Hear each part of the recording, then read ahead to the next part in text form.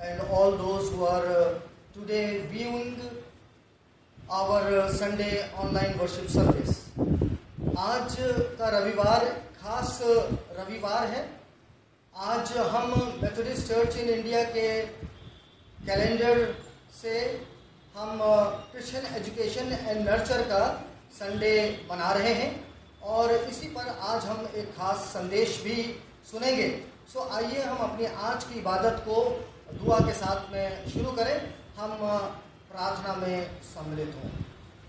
हमसे प्रेम करने वाले हमारे महान सामर्थी परमेश्वर, हम धन्यवाद देते हैं कि जिंदों की ज़मीन पर आपने हमको रखा, सुबह का नया सवेरा दिखाते हुए हमको आज इबादत का दिन दिखाया। खुदावंद, हम खुदावंद आपकी स्तुति करते हैं, आपकी प्रशंसा करते हैं और आपको आमंत्रित करते हैं खुदावंद कि आप अपनी उपस्थिति से हम सब लोगों के हृदय को भर दें खुदावंद, और खुदावंद अपनी आत्मा से आप अपने रूह से हम सब लोगों को मसा करें, अपनी आत्मा से परिपूर्ण करें, जिससे कि खुदावंद आज जबकि हम आपकी आराधना वंदना करते हैं खुदावंद, साथ साथ प्रार्थना करते हैं और खुदावंद आपके चरणों पर बैठकर अपने समय को बिताते हैं, ये सब कुछ आपके सामने ग्रहण योग्य ठहरे।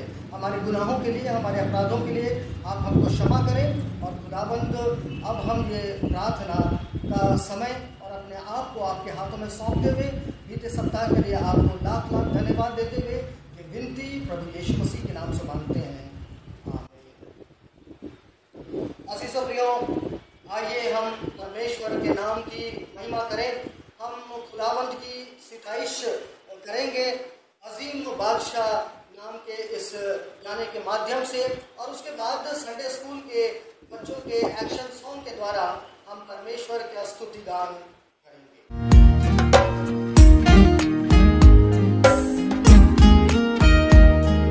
खुदावंद अजीम बादशाह, खुदावंद के हुजूर आओ,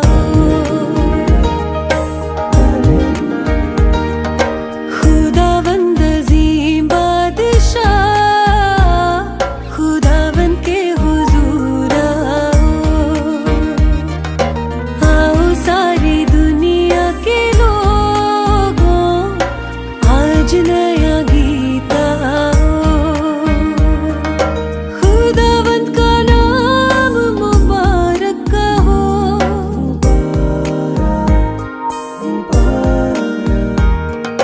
उसकी नजात की खुशखबरी दो,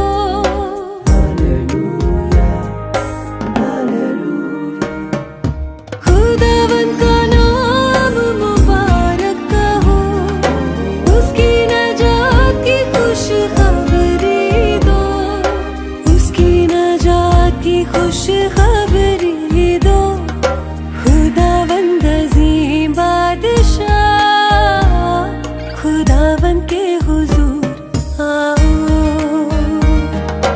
आओ सारी दुनिया के लोगों, आज नया गीत आओ।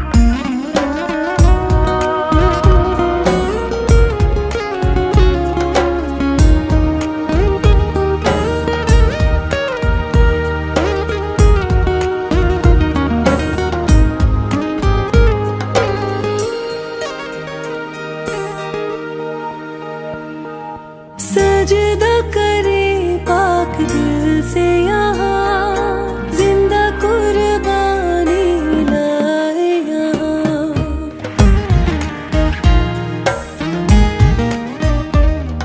सजदा करे पाक दिल से यहाँ, जिंदा कुर्बानी लाए यहाँ। खुश है आसमां ज़मी गीत गाए, खुश है आसमां ज़मी गीत गाए। जंगलों के पेड़ भी गुनगुना रहे, क्योंकि आ जा रहा है वो। आज तुम जरूर आओ, आओ सारी दुनिया के लोगों, आज नया गीत आओ। खुदावंद अज़ीम बादशाह, खुदावंद के हुजूर आओ। खुदावंद का नाम मुबारक कहो,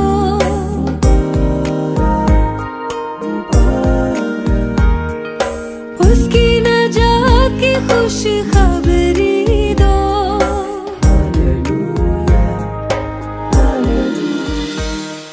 खुदावंद का नाम मुबारक कहो, उसकी नजात की खुश खबरी दो, उसकी नजात की खुश खबरी दो।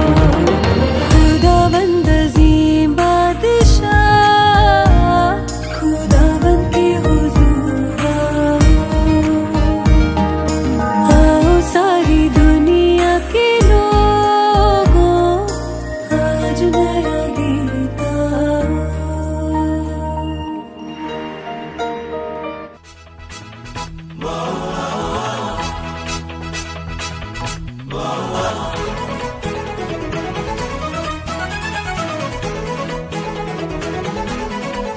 अपना बोझ यीशु पर डालो, वो तुमसे प्यार करता है। अपना बोझ यीशु पर डालो, वो तुमसे प्यार करता है। ऊंचा ऊंचा ऊंचा ऊंचा ऊंचा ऊंचा ऊंचा ऊंचा ऊंचा यीशु को उठाओ। ऊंचा ऊंचा ऊंचा ऊंचा ऊंचा ऊंचा ऊंचा ऊंचा ऊंचा ऊंचा यीशु को उठाओ। नीचा नीचा नीचा नीचा नीचा नीचा नीचा नीचा नीचा शैतान को दबाओ। नीचा नीचा नीचा नीचा नीचा नीचा नीचा नीचा नीचा नीचा शैतान को दबाओ।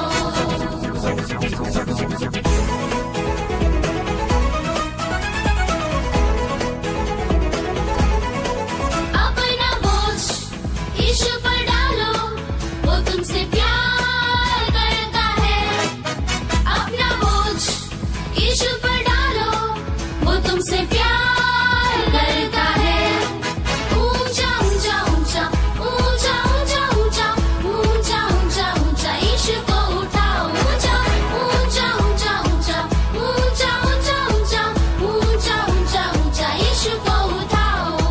नीचा नीचा नीचा नीचा नीचा नीचा नीचा नीचा नीचा शैतान को दबाओ। नीचा नीचा नीचा नीचा नीचा नीचा नीचा नीचा नीचा नीचा शैतान को दबाओ। बाइबल रीडिंग का समय पुराने नियम में से आप निकालें निर्गमन की पुस्तक book of Exodus chapter 20 verse 12, 20वां अध्याय और उसका 12वां पद। इसको पढ़ने में हमारी सहायता मिस ग्रेसी मसीह करेंगी। और फिर उसी के बाद में नया नियम में से इफिसियों की पत्री बुक ऑफ इफिशियंस उसका 6 अध्याय 1 से लेके 4 पद, चैप्टर 6 वर्सेस 1 to 4, इसको पढ़ने में हमारी सहायता एडम कामिल करेंगे। आज मैं निर्गमन का 20 अध्याय और 12 पद पढ़ने वाली हूँ। तुम अपने पिता और अपनी माता का आदर करना, जिससे जो देश तुम्हारा प्रभु परमेश्वर तुम्हें देता है उसमें तुम बहुत दिनों तक रह नहीं पाए। प्रभु अपने वचन पे आशीष दे। आज का बाइबल पाठ है एफेसियों चैप्टर 6 वर्स 1 to 4। यहाँ लिखा है, हे बालकों, प्रभु में अपने माता पिता के आज्ञाकारी बनो, क्योंकि यह उचित है। अपनी माता और पिता का आदर कर, यह पहली आज्ञा है, जिसके साथ प्रतिज्ञा भी है कि तेरा भला हो और तू धरती पर बहुत दिन जीवित रहे। हे बच्चे वालों, अपने बच्चों को रीस ना दिलाओ, परंतु प्रभु की शिक्षा और चेतावनी देते हुए उनका पालन पोषण करो। यह परमेश्वर का वचन है। अब ये वक्त हो चला है कि हम अब आज का संदेश सुनेंगे, जो कि बाइबल रीडिंग्स में से लिया गया है और इसी के ऊपर आधारित है। और इसीलिए अब मैं बड़े खुशी के साथ में मैं इनवाइट करता हूँ, आमंत्रित करता हूँ मिसेस संयोगिता एंड्रूज को कि मेहरबानी से वो अब हमारे सामने आते हुए वो हम सब लोगों को परमेश्वर के वचन में से, परमेश्वर के पाक कलाम में से वो हम सब लोगों को शिक्षा दें और हमको मसीही ज्ञान में आगे बढ़ाएं। Praise the Lord. मैं परमेश्वर का बहुत धन्यवाद देना चाहती हूँ इस सुंदर समय के लिए जो परमेश्वर ने हम सब के जीवन में दिया कि हम इस विशेष इतवार की इबादत में एक साथ सम्मिलित हो सकें। इस विशेष इतवार में जिसको हम क्रिश्चियन एजुकेशन और नर्चर के रूप में मनाते हैं, परमेश्वर ने मुझे मौका दिया कि मैं आपके साथ छोटी सी शेयरिंग करने पाऊँ। आइए इससे पहले कि हम वचन में जाएं, हम प्रार्थना करें। धन्यवाद करते हैं परमेश्वर इस सुंदर समय के लिए, इस सुंदर दिन के लिए। परमेश्वर, मेरे होठों के बोल और मेरे मनों के विचार आपके सामने ग्रहण योग्य हों। हमें सुनने वाला मन और ग्रहण करने वाला हृदय दीजिए, ताकि हम आपके वचन को सुन के उसे ग्रहण कर सकें। ये सब आपकी महिमा के लिए आपके प्यारे बेटे खुदावंद यीशु मसीह के नाम में मांगते हैं, आमीन। मैं परमेश्वर का एक बार फिर से धन्यवाद देना चाहती हूँ कि उसने मुझे चुना कि मैं इस विशेष टॉपिक पे, जो कि क्रिश्चियन नर्चरिंग का है, आपके साथ शेयरिंग कर सकूँ। जब मुझे बताया गया कि मुझे इस विषय पे शेयरिंग करनी होगी, मैं बहुत श्योर नहीं थी, क्योंकि मैं ये मानती हूँ कि ये एक ऐसा विषय है जिसमें हम सबों को बहुत सीखने की ज़रूरत है। और मैं बहुत अनसर्टेन थी कि मैं क्या बोलूँगी, मैं क्या बता सकती हूँ इस बारे में। तभी जब मैं इस बात को लेकर के परमेश्वर के पास गई, परमेश्वर ने मुझे यकीन दिलाया कि मुझे इस दिन के लिए इसलिए चुना गया है क्योंकि परमेश्वर चाहते हैं कि मैं इस विषय के बारे में सीख सकूं।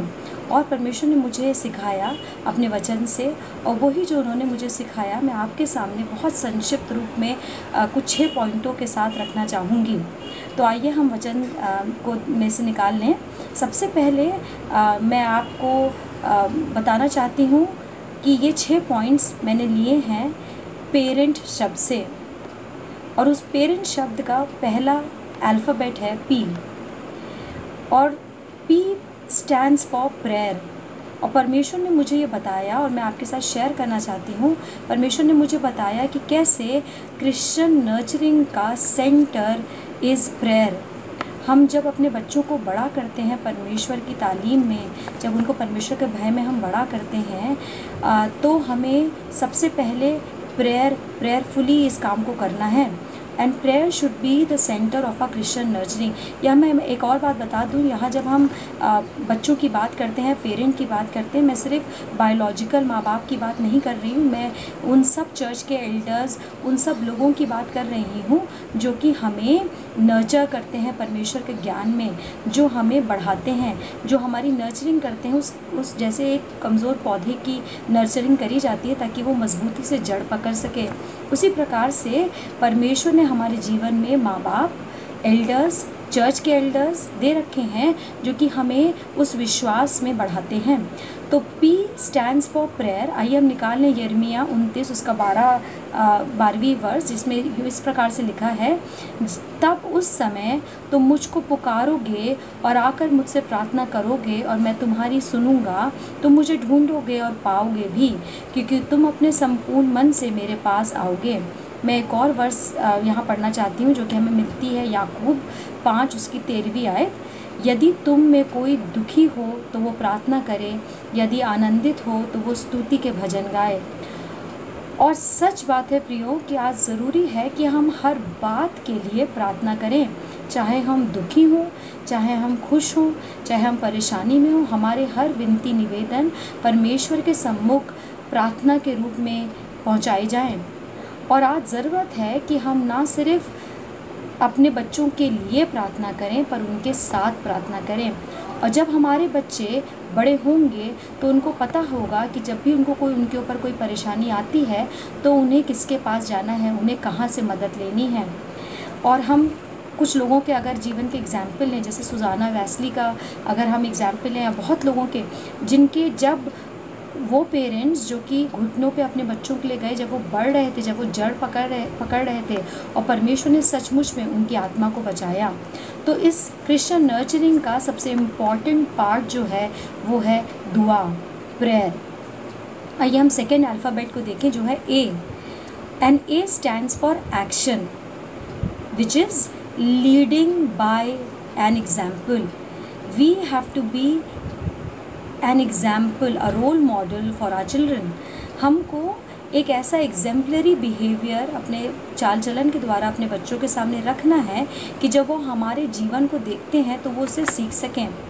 टीचर होने के नाते मैं ये बात बहुत भली भांति जानती हूँ कि कैसे अलग अलग तरीके के लर्नर हमने रिकग्नाइज़ करे हैं, मॉडर्न साइकोलॉजिस्ट ने रिकग्नाइज़ करे हैं। कुछ बच्चे जो कि देख करके सीखते हैं, कुछ बच्चे सुन करके सीखते हैं। और आजकल एक जो बहुत ही बहुचर्चित टर्म है वो है ऑडियो विजुअल। और हम सब इस बात को मानते हैं कि जब हम कोई चीज़ देखते हैं और तब उसको सुनते हैं तो उसका ज़्यादा इम्पैक्ट होता है। इसलिए ज़रूरी है कि हम अपने बच्चों के सामने सिर्फ बोल करके उनको ना सिखाएं पर अपने एग्जाम्पल्स के द्वारा सिखाएं।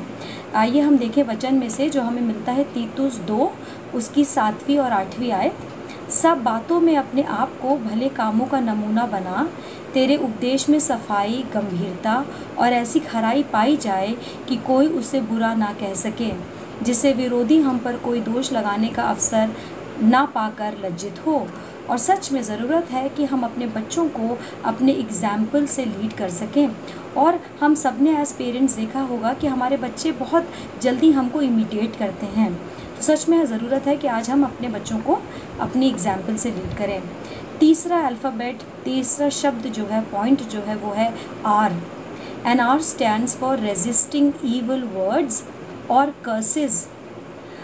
अमूमन मैंने खुद अपने लाइफ में ये चीज़ देखी है कि जब हमारे बच्चे हमको बहुत इरिटेट कर देते हैं किसी भी छोटी बात से, अगर हम कुछ काम कर रहे हैं, वो खेल रहे हैं, लगातार शोर मचा रहे हैं, या पढ़ाई नहीं कर रहे हैं, या जवान बच्चों के लिए वो माँ बाप की बात नहीं मान करके बाहर घूमने चले जा रहे हैं, कुछ भी इस तरह का काम होता है तो हम क्या होता है, वो हमको बहुत रिस्क दिला देते हैं। और हम तब क्या कहना शुरू करते हैं, तुम्हारा तो कुछ नहीं होगा, तुम कुछ नहीं कर सकते, तुम तो लाइफ में कुछ कर ही नहीं पाओगे। और सच में जब मैं परमेश्वर के पास गई सीखने के लिए तो परमेश्वर ने सबसे ज़्यादा मुझे इस पॉइंट से अट्रैक्ट करा, क्योंकि शायद सबसे ज़्यादा ये सीखने की मुझे ज़रूरत है।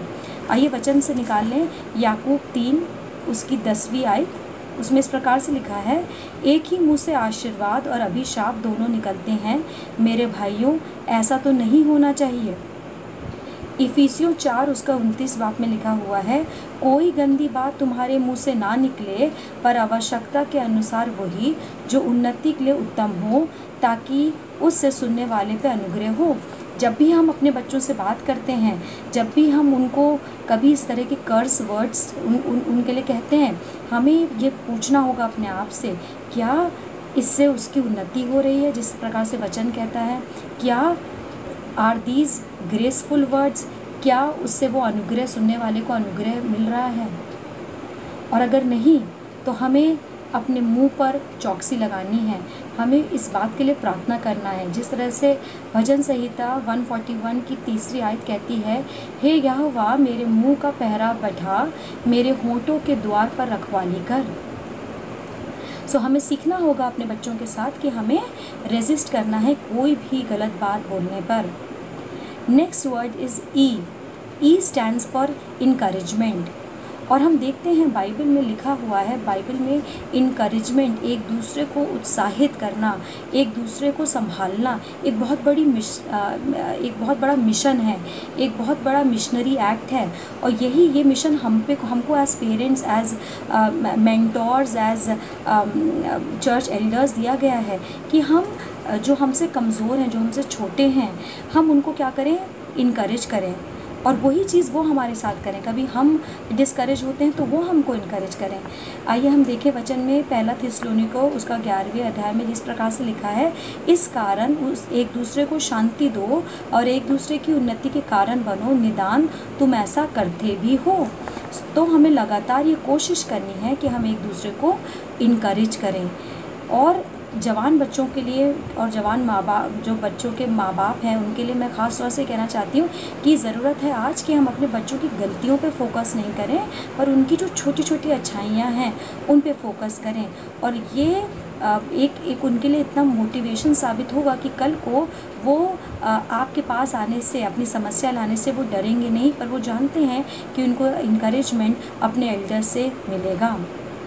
जो नेक्स्ट वो अल्फ़ाबेट है वो है एन, और मैंने एन को चुना है फॉर नेवर गिविंग अप।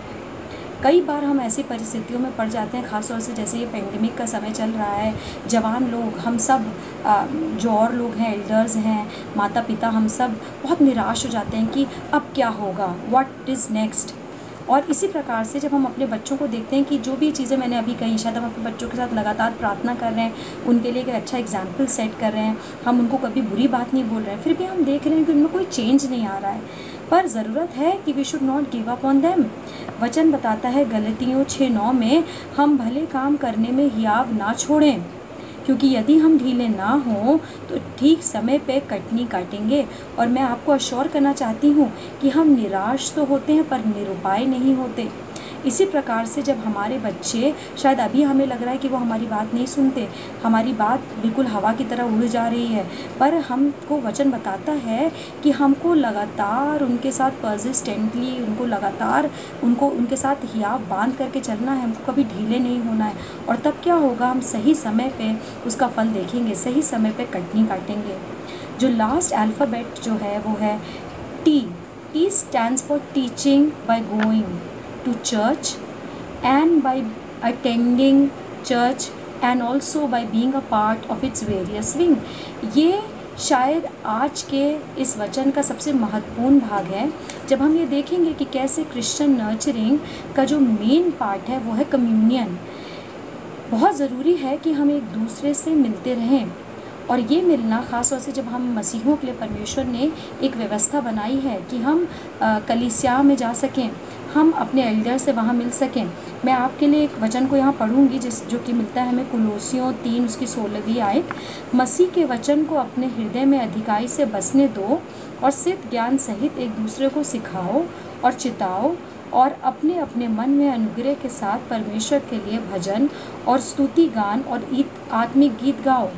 एक और वचन इब्रानियों 10:24 और 25 में लिखा है, और प्रेम और भले कामों में उसकाने के लिए एक दूसरे की चिंता किया करें और एक दूसरे के साथ इकट्ठा होना ना छोड़ें, जैसे कि कितनों की रीति है, पर एक दूसरे को समझाते रहो, और ज्यों ज्यों उस दिन को निकट आते देखो त्यों तुम और भी अधिक ये किया करो। और यह कोई और हमसे नहीं कह रहा है, ये वचन हमसे कह रहा है कि बहुत ज़रूरी है कि हम कम्युनियन रखना ना छोड़ें। बहुत बार मैं संडे स्कूल विंग के बारे में ये कहना चाहती हूँ, बहुत बार हम पेरेंट्स सोचते हैं कि अभी हमारा बच्चा बहुत छोटा है, वो चर्च में ठीक से नहीं बैठेगा, जाएगा, हम उसको लेकर के जाएंगे तो वो दूसरों को डिस्टर्ब करेगा और संडे स्कूल भी जाने के लायक नहीं। पर मैं बताना चाहती हूँ कि ये तभी चर्च ने ये प्रोविज़न रखा है कि अगर बच्चा बहुत छोटा है, उसको शायद उस बड़े तरह से जब उसको मन्ना दिया जा रहा है, उसको समझ में नहीं आता है, तो उसको दूसरी तरह से समझाया जाता है। और वही एक विंग जो संडे स्कूल बहुत इम्पॉर्टेंट पार्ट है। हम माँ बाप को ज़रूरत है कि हम अपने बच्चों को हर संडे परमेश्वर की हुजूरी में लाएं, उसके लोगों के पास लाएं, ताकि वो बच्चा सीख सके। मैं आपको यहाँ इस पर एक छोटी सी स्टोरी बता करके पेरेंट्स के ऊपर ये बात ख़त्म करना चाहती हूँ। एक बार एक दादाजी थे, उनका पोता उन्हें बहुत प्यार करता था और हमेशा दादाजी के साथ रहता था। एक बार दादाजी अपने फार्म में काम कर रहे थे और वो रोज़ उनकी जो दिनचर्या होती थी कि वो बाइबल को पढ़ते थे और पोता उनका रोज़ देखता था। एक दिन उसने अपने दादाजी से कहा, दादाजी आपने जैसा बताया मैं भी रोज़ वचन को पढ़ता हूँ, पर मुझे कुछ समझ में नहीं आता, तो मैं वचन को आखिर क्यों पढ़ूँ। इस बात पे दादाजी ने उसको कुछ जवाब नहीं दिया, परंतु उन्होंने उससे कहा कि बेटा वो जो उधर बास्केट रखी है तुम उसको लो और उसमें थोड़ा सा बगल की नदी से, नहर से पानी लेकर के आओ।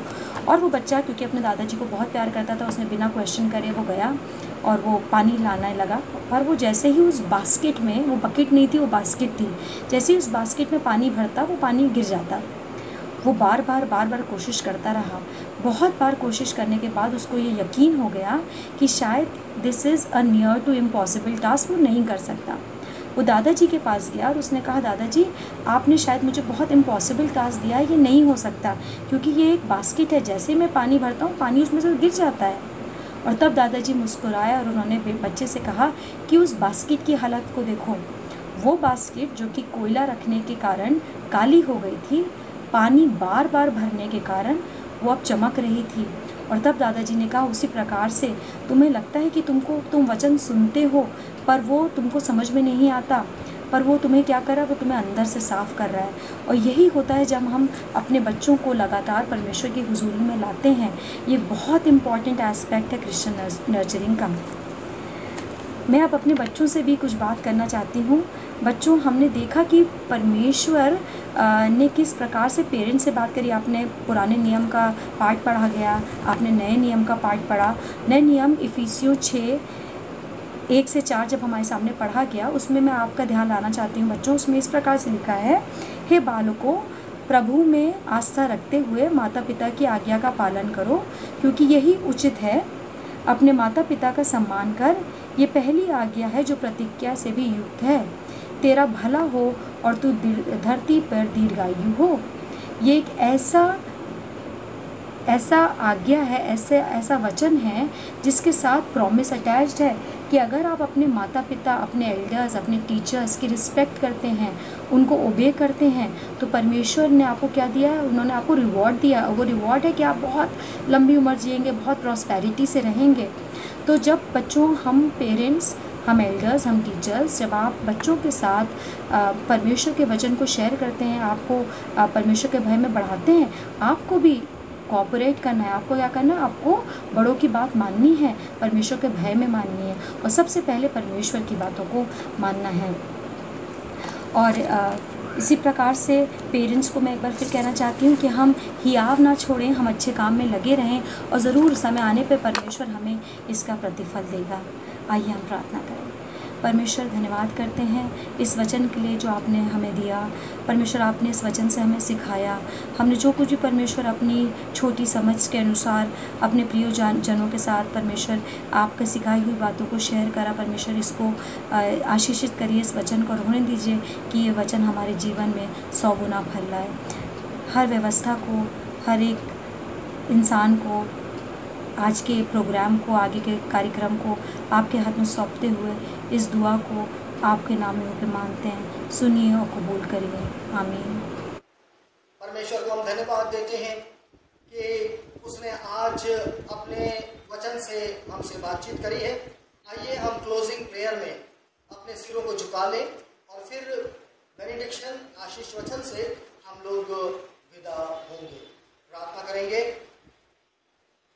जीवन और अनंत जीवन को देने वाले हमारे सर्वशक्तिमान परमेश्वर, हम धन्यवाद देते हैं खुदावंद, आपका आज का ये संदेश खुदावंद मिसेस योगिता एंड्रूज के माध्यम से हमारे पास में आया है। ये हम सब के जीवन में 30 गुना 60 गुना, वरन हमारी प्रार्थना है कि 100 गुना फल लाए।